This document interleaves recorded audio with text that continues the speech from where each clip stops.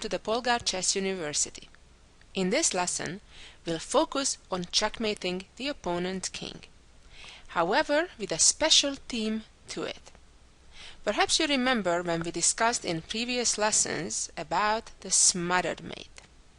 The smothered mate is a special situation when a king is being surrounded entirely or mostly by his own pieces, and then an enemy piece, typically a knight, but not always, comes and checkmates. So the reason for the lack of escape is his own pieces. So we're gonna see those situations, however, not with the standard knight checkmate that we've already seen in previous lessons, but different positions when one side's pieces are surrounding the king in an unfortunate way that it prevents the escape from the checkmate threat. Let's get started from our very first example. Here we are. The position we see in front of us, the first thing to notice is the material balance, as always. If we look carefully, we'll notice that having each side a queen, one minor piece, a knight versus bishop, roughly the same value, we'll notice that black has two rooks while white only has one. So that means that black is up a rook. And even just visually looking at the board, you can tell that black has at least as many or more pawns than white. If you do the specific calculation, which becomes less important when you already know that black is up a rook, you can tell that black is also up two additional pawns. So we know, even just looking at the position real briefly, that black is up a rook and by the way up another two pawns as well, that materially black is completely winning. Moreover, the black queen is attacking the white queen, and of course exchanging queens should be out of question, because then black's material advantage would be clearly decisive. Now, the other thing to notice is that if you move your queen to some random square, for example, moving it back to e3, let's say, to attack the pawn on h6, that would result in further material loss when the black queen would capture the rook in the corner, and after queen takes pawn check, the king moves to g8, and that's about where the white attack stops.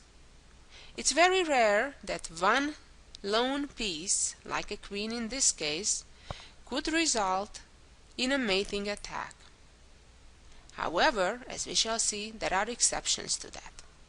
Going back to our starting position, let's look for an ambitious move. We know that if we just play normal moves, being down 7 points eventually would lead to a loss of the game. However, in this particular case, white has a winning move, and the winning move is the aggressive queen h7. Of course, this move leaves the rook behind, allows black to capture on h1, but now the queen will not capture the pawn on h6, as we have seen in the previous variation, but will give the checkmate. What is important to remember from this example is that it is because the black pieces on e7, the bishop and then the pawn on f7, they are the ones that do not let the king escape. However, there is one other thing that's important. When we go back to this position and we make white's first move, queen h7, it's also rather important that black already at this point has no escape. And that is because black has all these other pieces preventing the escape of the black king.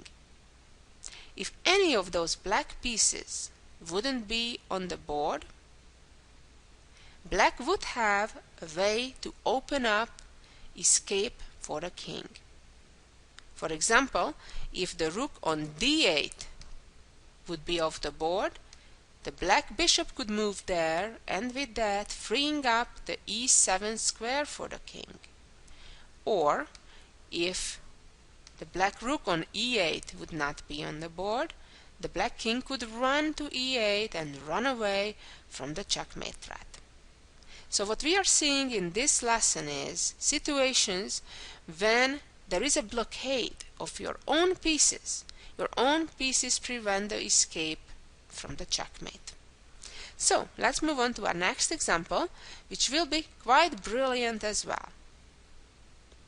Right now we can see that at the moment black has an extra queen, also having a second rook, while for all of that white only has an extra knight compared to the black material.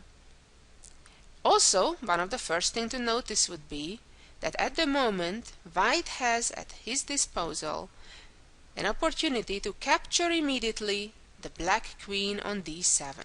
Moreover, after this knight would capture on d7, we would notice that the black rook would be also trapped on f8. It could not escape. However, it's important to understand that even after, for example, black captures now the pawn and the white knight does capture the rook, and one of the black pieces recaptured on f8, we'll notice that black still is 2 pawns up. So even though white won major material, compared to our starting position, it is still black who is up material and is likely to win the game. However, similarly to our first example, here also white has a way to threaten checkmate, and shockingly, even despite of the humongous material advantage that black has, because of the unfortunate positioning of the black pieces, black will have no way to prevent that threat. Try to figure it out. It will be really rewarding if you can. And the answer to this question was not capturing the queen, but moving the knight, that same knight, from e5 to g4. And amazingly, because of the unfortunate standing of the black pieces, black now has no defense against next move, the white knight appearing on h6, which will be checkmate. Again, I can't stress it enough how important it is to notice the specifics where the black pieces stand. For example, if black would not have a pawn on c3, the black bishop could move to d2 to protect that key h6 square. Or, if black wouldn't have the pawn on h6, the pawn behind, the double pawn from h7, could move forward and open up escape for the black's king on h7. Or, if black wouldn't have the rook on e8, the rook from f8 again could move away and give escape on f8 to black's king. So again, what we're seeing in this lesson is examples of such when a king is fully surrounded by his own pieces, and because of that, the king has no escape. What you can notice in this position is, which can be a hint when you will have an opportunity of similar kind the next time, that the black king already has no moves, because the bishop on f6 already controls the two squares g7 and h8, where the black king could move otherwise. So what you need to notice in such situation is that, okay, do I have one of my pieces that could come quickly enough to attack the enemy king and to give checkmate? One idea you could think of is your rook in the corner. However, because black has pieces on the 4th and 3rd ranks, it's not easy or not quick enough to trying to get a rook to g3 or g4, which could also be checkmates. For example, if the black bishop and pawn wouldn't be on b4 and c3 as they are, moving the rook to a3 would also be an option, and trying to swing the rook over to g3. It's not an option in this case, but as we have seen, it is an option to move the knight and then checkmate. A beautiful example. Let's see our third example. Here we are. What do we see right now? Well, we certainly see a lot less pieces on the board than we did in the first two examples. We're in an endgame. There are no queens or no rooks. The first thing that's glaring is that the H file is open, and if we could get a piece somewhere along that file, it would be checkmate right away. Well, that's nice dreaming. However, as we said, white no longer has a queen or a rook in this game, and therefore a linear checkmate, which can only be done with a queen or a rook, is out of question. So we need to look further in a different direction and try to figure out what other piece could give checkmate. Of course, we should keep in mind the fact that the black pawn on a3 right now is attacking our bishop. And of course, if that pawn would capture the bishop, the black pawn would get real close in getting promoted on b1, and then the win should be easy for black. Okay, so before we get completely desperate here, let's see what can we do other than moving our bishop, because that's a given. That would be the normal thing to do, to move our bishop out of harm's way. However, that would certainly give black the opportunity, for example, bishop a1, to get out of trouble by playing bishop e7, attacking white's knight, and when that knight will need to move away, further away from black's king, then black's small material advantage because of the far advanced passed pawn on a3 will give black winning chances. So let's go back one more time, all the way to the beginning. Right here we are. So the only hope we have, again seeing that the black king has no possible move at the moment, all we need to do is to attack the king. However, attacking it right away with our knight wouldn't be sufficient, because the king would move out of the check, and now there is no follow-up, because after the second check the black king would move, for example, to g6, attacking our knight, and our attack is running out of steam. So back to the beginning one more last time, and the final move, the good solution is to play knight f4. What's happening now is we're keeping our knight on g5 while now threatening to checkmate with knight to g6. And here is what's important. Normally, if this bishop wouldn't be pinning the g7 pawn, that pawn could move forward and open an escape square for the king on g7.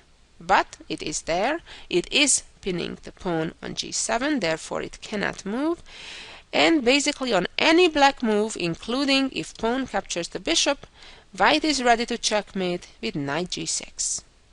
Another beautiful example. Our next example will somewhat be similar to the one we just saw. It is similar in the way that here again we have a white bishop on g2 pinning the black pawn on b7. Moreover, we have a second pin in the position, and that is the white rook pinning the black knight. Okay, now we know we have some beautiful pins helping our case. However, it's obvious that black has a clear material advantage, still having the queen on the board, while we only have a bishop and a pawn as compensation. However, white has a move that leads to a winning position. Try to figure out what that move may be. And that move is moving the bishop from h4 to f2. What's happening here is white is threatening to checkmate on the next move by capturing with the rook on a7 black's knight. Once that knight is gone, it is checkmate. The b pawn cannot move because it's pinned. And of course the black rook cannot move because the black queen is blocking it in, and therefore it cannot move. The only way to prevent the immediate checkmate coming would be to move the queen to c5. Well, true, this prevents the checkmate. However, it offers for white to capture black's queen, which of course white should do. And now renew the checkmate again of rook capturing the knight. Well, one thing has changed. Black no longer has the queen on c8, which is a good thing and a bad thing in itself. Of course, black lost the queen, so it's a bad thing. But at least the good thing is that now the black rook could move and clear the b8 square for the king. Of course, white now can capture either with the bishop or, even better, with the rook. And now we can see that white has two extra bishops, and after king b8 could capture even a pawn again on b7, and white has a completely winning position. In fact, checkmate is not all that far away here as well. Why? Because the king moving to the corner now moves into a discovery. A discovery is something we discovered in previous lessons. It is when we move a piece, give a check, but not the piece that we moved is giving the check. So in this case, the white rook could retreat somewhere along the b file, and another piece, the bishop on g2, is the one that all of a sudden is checking the black king. And now the black king has no moves. Black can delay the checkmate only by one move, and voila, bishop captures rook, game over. Very nice. Let's move on to our next example. Here we are. Again, let's have an immediate evaluation on what's going on. Well, black has an extra rook at the moment, and our bishop is under attack on d5. We can also see that that same very bishop is able to capture black's rook on a8. However, it's not too difficult to realize that the black rook would then recapture white's bishop while still maintaining an advantage of a bishop. So therefore, I suggest you look for a better move. You know, one of those things. You see a good move, look for a better one. So, let's focus on the king. What's better than winning material? Well, checkmating certainly is always better than just winning a rook or even a queen. And in order to achieve that, we already see that the white queen is on the right location, aiming at black's king. What white needs to do is get the second piece doing just that, aiming at that same h7 square pawn right in front of black's king. So now the white bishop is aiding the black queen, and white is threatening to right away capture on h7. And again, because of the unfortunate positioning of the black pieces, for example, if this bishop wouldn't be in the f7 pawn's way, that pawn could advance. But it is, so therefore it cannot. And in fact, black is completely hopeless against the upcoming checkmate. Moving the pawn up from h7 to h6 doesn't really help, because the white queen will simply capture that with a check. Now black would have only one legal move, moving the king, and here we go, queen h7, checkmate. Okay, after all these examples, let's see a couple of more complex ones. Here we are. If you look at this position, you'll see that black has an extra bishop. And the next thing it's important to see that the white queen is attacked by black's rook, and the white rook on g3 is pinned by black's queen.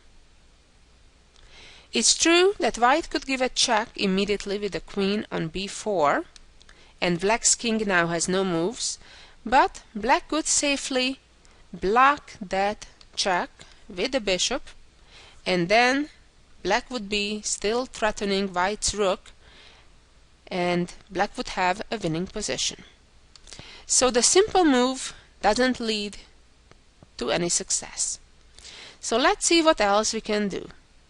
We do see that the black king can hardly move. In fact, it cannot move at the moment.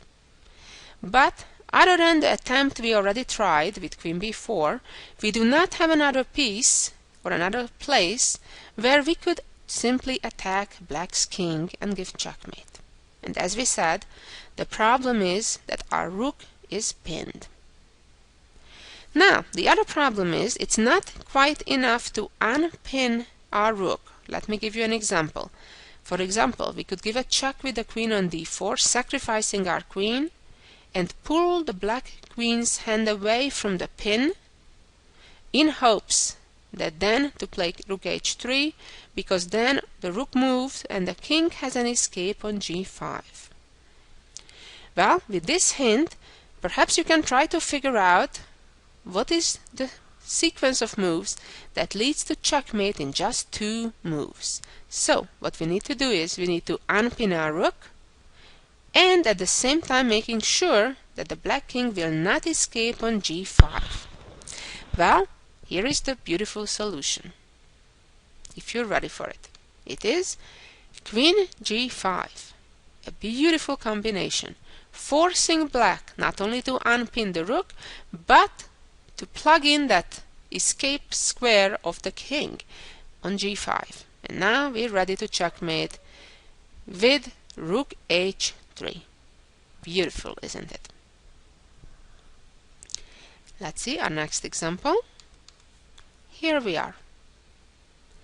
In this position, there is more or less even material. Well, not quite. In pieces, yes, but black has 2 extra pawns.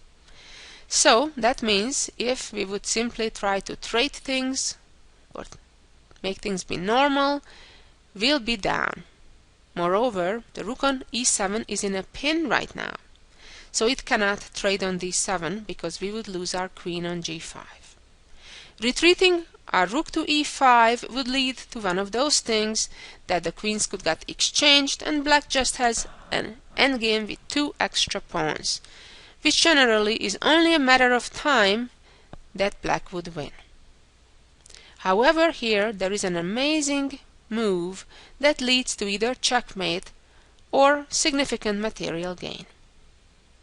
And that move is moving the queen to f6, an impressive move, threatening to checkmate simply on f7. Hey, but wait a minute. What if right now black simply captures the rook? Well, that's exactly the point. If black does just that, then all of a sudden white is ready to checkmate in the corner. Beautiful. Or alternatively, if after queen f6 black would try to defend the f7 square, of course now the rook would simply capture the queen, and then white would be having the upper hand. A very nice example. And here comes our final example, which is equally brilliant. You can see that black has humongous material advantage again, having 2 extra rooks, normally with only a matter of time to be converted to a win. Our knight is hanging too. The only one thing that's going for us, that our 3 pieces are very active, and all of them are right around black's king. However, there is no obvious way, seemingly, to checkmate the king. If the knight immediately would try to move to e7, that would simply be captured by black's rook, and black would be easily winning the game. Moving our queen to g7 doesn't seem to work either, because the black knight is there.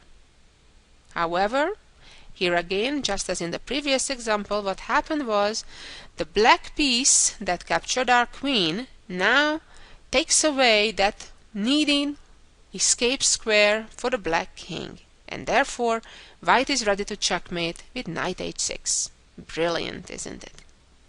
I hope you enjoyed these nice examples as I did, and be back next week for some more beautiful chess. Thank you for listening. So long until next time.